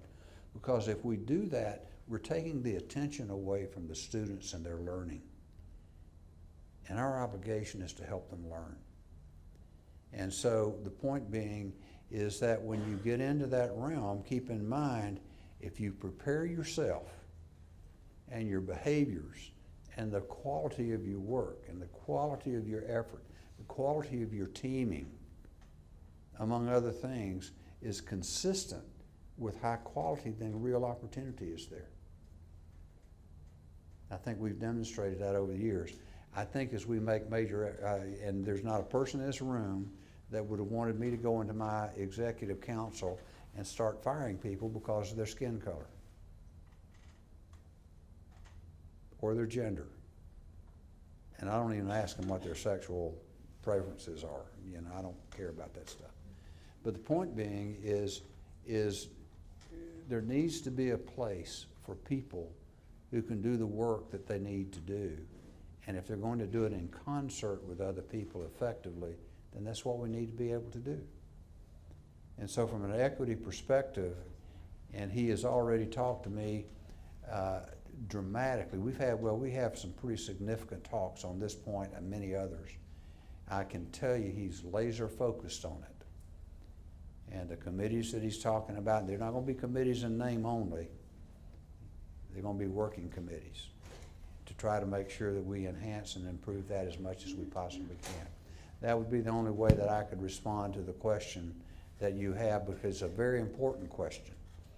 But when we look at our setup here, and our numbers, Carl, last time I checked, pretty well reflect this, about 37% black, 40% white, 17% Hispanic, a few Native Americans, so forth. That's our student body. And then you take that and compare it to what our staffing is, and it's very similar. It's not exact, but it's very similar. So the point being is that's one of the things that we try to look at, and I know that he is laser focused on as we transition and we start doing other things, because there's some people that are going to stay, some will leave, some will retire and so forth, but it gives him a perfect opportunity to do that. We've been doing it all along, and Carl reports to our board once or twice a year, on what those are. And he can go in and give it to the nth degree, and so they've been pleased with it so far. Mark? So the other thing, Dr. King mentioned the President's Leadership Institute. That will be reinstated. Carl and I have been working, we put together an agenda or a draft of the topics that we're doing, that we're looking at. The deans are right now looking at that and prioritizing it, which ones are the most important and all. I also want to embed in, got to figure out how to do it, some executive leadership coaching for those that are part of it. So that's a commitment that I'm making to you as well. And I'm telling all of my folks now that are in leadership positions, if you're not developing a succession plan, you're behind the times, because we've got to be thinking going forward. We can't be singularly dependent upon, and I'm going to use the example Dr. Keen and I talked about today. We're a pretty big institution, and we've got one person in institutional effectiveness. One person, and he's one of the best with iPads in the entire country. And if something happened to Dr. Castano, we would be in the mud. And so we've got to develop that capacity, that backup capacity, that succession planning, so that we can, as people choose, retire, change jobs, whatever the case may be, that we've got somebody. It's like in the sports arena. All right, next man up, next woman up. That's what we got to do, and we can continue to hit pace. And everybody has to have some capacity to do that. I think the mistake we've made so far is expecting everybody to have a significant capacity. Everybody has to have some capacity to analyze data and apply it, But what we're going to be doing is making sure, well, why am I saying we? He told me what he's going to do, is look at getting others that can help you analyze the data and present it to you. And do you know why? So you can go into your classrooms and do what you're born to do in the first place, or into the areas of responsibility that you're doing your work. And so it's a very important thing to do. Keep in mind that that development, whether it's with the President's Leadership Institute, the Department Heads Institute with NC State, or others, that there is a lot more to this thing than just showing up and saying, I'm the boss. There's so many things that go on behind the scenes that you need to understand in terms of the funding cycles, in terms of the legislative cycles, in terms of the things that we come to you and making appeals on. So it's a much broader segment. There's supervision in the way you interact with people, but then there's leadership to where you help chart out, Jesse, the new world that's coming as the world unfolds. And so that's why really capable and informed people are needed, regardless of where they are in their organizational development and where they are in their personal development. The opportunities are there for those who are prepared. And so I would encourage you that if you have any interest in that, to prepare yourself. And oh, by the way, once you prepare yourself, keep preparing, because you'll never come to the end of the thing till you get old like me. But the point being is continue to learn, continue to prepare, and then you'll be ready for opportunity when it presents itself. And that's my story, and I promise we've got 20 minutes left. Y'all are great. I mean, you stayed right with us, most of you, but I'm gonna be quiet and let him answer all the other questions. So let me answer the second question, cross-departmental communication. When I came in, Dr. Abraham, I really talked about the need to have cross-departmental learning communities. And we had some discussions. Some of that started, but when COVID hit, it came to a grinding halt. I know that several folks, and I again will point over, and she may have left. No, she's not paying attention now at all. Tori Quismondo was one of the faculty members that got some folks together and started having some cross-departmental conversations about, if I'm a math teacher, do I teach math concepts the same way to everybody? Or do I teach math as it is applied in a certain discipline? And I think, my experience in teaching, and I've been out of the classroom for a while, but I taught a lot of business courses and taught business planning. And I taught it to people who were trying to be professional crafters that were coming from all over the nation to that school to learn to be potters, weavers, fine furniture makers, or jewelers. I taught it to cosmetologists. I taught it to people in horticulture. I taught it to folks that were in the auto body class. And what I tried to convince and actually had some takers in the faculty is the same time that we were teaching the business development class, those students were having to take technical report writing class. And I said, hey, instead of having that student write a paper on some literary document, what if they turn in a paper on starting a greenhouse, or starting up their salon, or their craft studio? And they said, well, let's try it. They sure don't like writing as it is now. Grades went through the roof. Went to the math teachers instead of, That doesn't mean, by the way, that the evaluation, the techniques, Changed. or They didn't the change. style and standard changed. I mean, they were held to a standard. That's an important thing to remember. It can just be communicated over a different topic and a different concept. And so it was really about how you take and package learning in a context that it becomes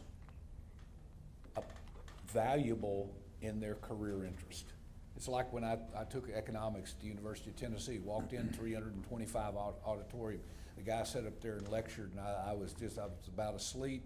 And at the end of the class, I walked up to him and I said, look, I said, if you can show me how to make money with this, I will learn it. If not, I'm sorry, it's gonna be a real struggle. And he turned that around, and he really started teaching it in an applied manner. That's the conversations we need to start having across disciplines, so that we as faculty are better serving our students, because we're giving them what they can apply in a real world scenario to be successful as an employee and be successful in having a really successful life. And we're gonna be more intentional about it. I'm gonna use the example, I'm gonna go back to the data. One of the reasons why I think, and I did this work for 10 years in school systems, and people and teachers were telling me, finally they'd admit it, they go, you know, for years we've always said that we use data to inform our instruction. But you know what we've been doing? We look at the data and we kind of go with the gut. We're not using data. We're teaching to the middle. And we need to start taking the opportunity to have those reflective conversations, not to sit there and analyze and do something and get the data in a usable form. That's my job, to help do that for you as faculty. But to be able to sit down and look at the data and say, if that's what the data looks like, what does it mean to you? And if that's what it means to you, what do we do to get better? We're so busy with all the other stuff, and it takes so much time, and I'm the first one to admit, our data doesn't come in a good form. And it's, you know, it takes a lot of scrubbing and a lot of cleaning. If we can do that for you and put it in a visualization form, hey, I can pick up on that, I can do something. Now let's have the conversation. And that's what I hope to do, is be able to have more opportunity, maybe using Fridays when we don't have a lot of classes, for some of that dedicated time for cross-departmental conversation about contextualized learning and teaching, but also about here's what the data looks like, what are we seeing in the data, talk about the differences of opinion, and then set a strategy going forward for improvement. I will tell you that, you know, as he made that comment, you know, I thought about Fridays, and sometimes Fridays, I mean, you can roll a bowling ball down these hallways, not hit anybody. You know, we're losing an opportunity to work together on those days. And I know that we've structured it in different ways. In some ways I think it's a good thing, some ways I think it's a bad thing. But where you use that day to come in and collaborate with each other and in a meaningful way, I think it's going to improve what you all can do one way or another. And so I hope you do that. I failed you by letting that happen.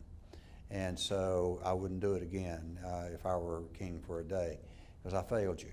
I let that happen at a time and we let it kind of get further than I should have let it get. That's my fault. I'm going to take full blame for that, because I think it's hurt our students, and frankly I think it's hurt some of our faculty and staff as well. And so the point being is, I hope that you're able to figure out a better way of doing this kind of thing, because I see your faces. I see you at those commencement exercises. I see the pride you have in the people that you know responded to your touches. That's important. And you want to do well. I know that, everybody else knows that, and we do well. But the question is, how much better can we do? How much better do we want to do? And you have great leadership here. In so many ways, that leadership is going to continue to develop, as all of us will develop. We'll continue to change and evolve, as we always do. At the end of the day, we've got to be pleased with where we are and what we're doing, and we've got to be pleased with where our students are and how they're doing. When we do that, Jesse, we're on the right track doing the right things. You know, Bill, you and your team over there, you guys work tirelessly to help them. Our students have more help than they've ever had before, and we know for a fact that the ones who take advantage of it, either in Bill's space over there with all the ladies that he works with. He's the luckiest man in the whole place. Or the different people that go out there in these department and division areas, and they're getting assistance there so they don't have to go as far.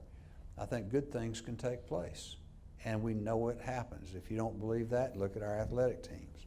There are not many athletic teams, Mandy, that walk out there with a 46 to a 51, 54%, 56% rating on a Region 10 all-academic scenario. And what those coaches do and what Bill's folks do is they work in concert with each other to make sure that, by golly, they go. 99% of success is showing up. And if you show up and people are willing to help you with the right heart, then good things happen. And I'm proud to tell you that that's what's happening at this college. We have about 10 minutes left, so there's room for about one more question if somebody wants it, wants to ask the question. Let me give you, Anthony, stand up back there.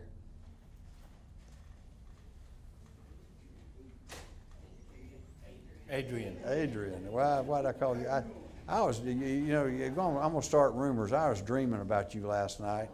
I woke up. That's not a good thing when I do. But I'm gonna tell you, here's a prime example of what I've been talking about earlier. Adrian is one of those people that when I got here, and when he hadn't learned it, well, yes, he has. He's already learned this. He's gonna work his rear end off all the time for about the first 2 years. And he's going to be in that office by himself till somebody like Adrian comes in and starts talking. We've talked politics. We've talked things that you wouldn't believe. And I told him, man, he's a former soldier. Well, you're never a former soldier. You're always a soldier. But he's a soldier for life. We talked about things. He prepared himself and took advantage of opportunity when it presented himself. But attitude, behavior, and demonstration of expertise made a difference. And that is true with every single one of us. There's not a one of us in this room that has not demonstrated that before. You did it as you were elected to the city council, Dino, and it's one of those things that, got you there in the first place. And what you do there now, we're going to be watching you real close, especially now that we know he's one of our students, one of our graduates, no pressure. But the point being is we all of us, regardless of what we do, have that same obligation to do the best we can do with what we have available to us. I'd like to tell you we had every resource that we could conceivably imagine available to us. We don't. But by golly, we've got a lot of them. We've got most of them. Now the question is, what are we going to do with it? You have a great new president coming into this role.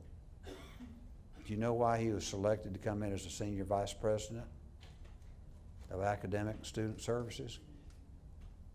First of all, he did a great job in his interviews. Secondly, his references were beyond reproach and much better than some of the others I got. I won't go into that story. But the point is, he had more experience with a broader spectrum of education and business in North Carolina than did anyone else. And if we're alive today and thinking those things aren't important, we're not thinking. They're critically important, because one without the other will not work anymore. I can't remember the guy's name that walked from way over at Phelps Lake. I guess his name was Phelps. And he walked to the wishing well, or the well at UNC Chapel Hill in the early 1700s, walked. Got his degree there, became a general in the Revolutionary War and all that. They owned a plantation over there and all that stuff. But the point is, he did what was necessary to learn and at the time go forward. We need to do the same thing here. We need to take what God has given us in a different time, a different situation, and they will continue to change. By the way, if you figured out that the only constant is change, it won't be the same next week as it is today. It changes. So my point being, take what God has given us. Rely on each other, work with each other, and do the best you can actually do for these students. And that's going to come back and reward you in so many ways you may not even know. I honestly believe that God has, Do you think I believe in God? I do. God has a special place in heaven for those people that do the work that you do. Because most other people have given up on them. And you have not. And so when it gets a little hard and they look as if they're not trying the way that you think they should, maybe that's a signal that you need to go and do a little extra connection, talking, or whatever it might be. Holly, you didn't even know this, but your name's been brought into my deal. You know what I'm talking about. And so it has to do with Chuck. And so the point being is that, and Debbie, and so the point being is a situation where we all work together to take the best of what we have, understand that we're better at some things than other people are, but also understand at the same time that there are other people better at things than we are. I wouldn't in a million years, Kathy, try to do what you do with all those soldiers coming in here to learn how to do EMS. Guys that have seen more trauma and difficulty on the battlefields than we can imagine. And yet you hold something that they don't have. And that's this other stuff that they've got to do before they can go and sit for a national exam. So the point being, we all have talents to bring to the party. The question is, will we do it? Will we do it consistently? Marvin, you're one of them. I mean, I said, who is this guy, Marvin? You keep telling me about him. And then he started telling me about your work. And man, you're blowing it out of the market. I mean, that's exactly what needs to be done. Jacqueline over here on social media, my brain spins when I've got to take a class from you, by the way, on LinkedIn. I took everybody's advice and stayed off that stuff early on. And DeSandra was waking me up at 2 and 3 o'clock in the morning with Facebook posts. I took her off my Facebook. And finally, I told her, I said, don't be sending me stuff you dancing around at 2 o'clock in the morning. Maybe 12 o'clock, I don't know. But the point is, the most rewarding thing that I've had in this 2 hours together is what you all just did. You laughed. Please don't forget to laugh. Not at each other, but with each other. If you do that, your time and your investment in your life is going to be a lot more fun than it would be without it. And your assistance to those students and to each other is going to be at a much higher level. And so I'm going to ask you personally, as your current president, he says he's having an identity crisis. He probably is. But for at least another month and a half, and when I'm gone, he's the man. Which, by the way, I'll be gone tomorrow morning for a while. You see why I'm schizophrenic. It's here, no, I'm back, no, I'm gone. And I've already told him, and he's already seen this, and many of you that have been around us in the last few weeks or last month or so, is I'm taking this stuff and I'll make the final decision. But I'm letting him make it.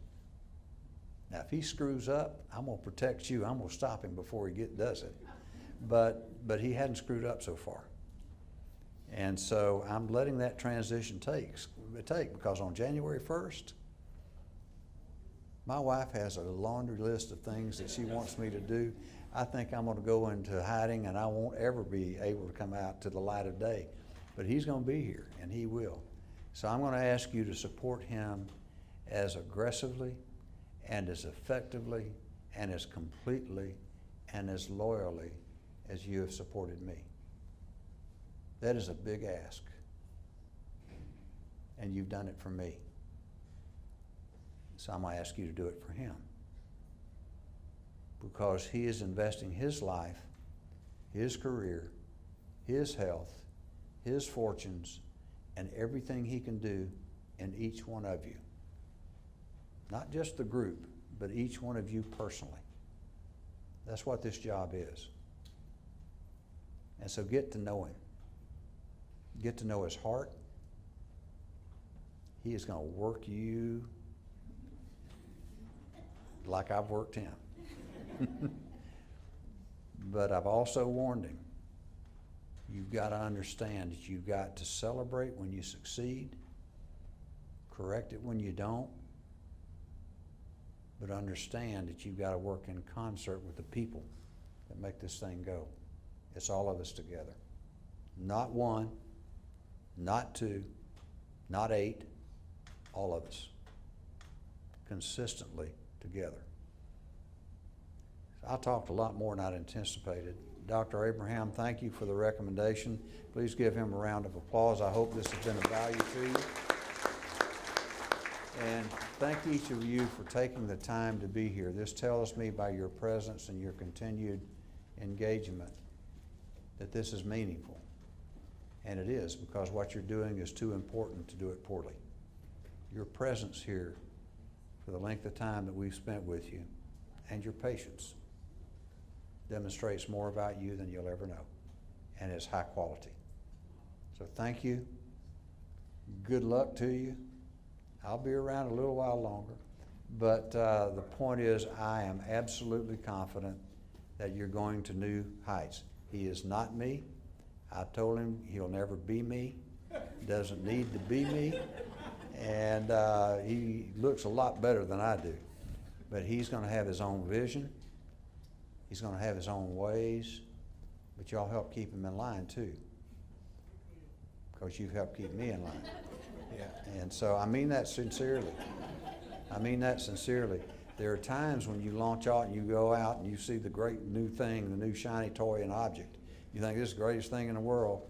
You come back and it may not be so shiny and it may not be so cool. Be honest with him, because he's going to be honest with you. Be forthright. Communicate well. Don't yell at him. He handles yelling about like I do, and that's not well. But communicate with him. Talk to him. And together you guys will find that you can reach heights that we've not reached before. I truly do expect that you're going to go much, much higher and much, much further than we've ever gone before. God bless you. Thank you for your attention today. Thank you for your presence. Thank you.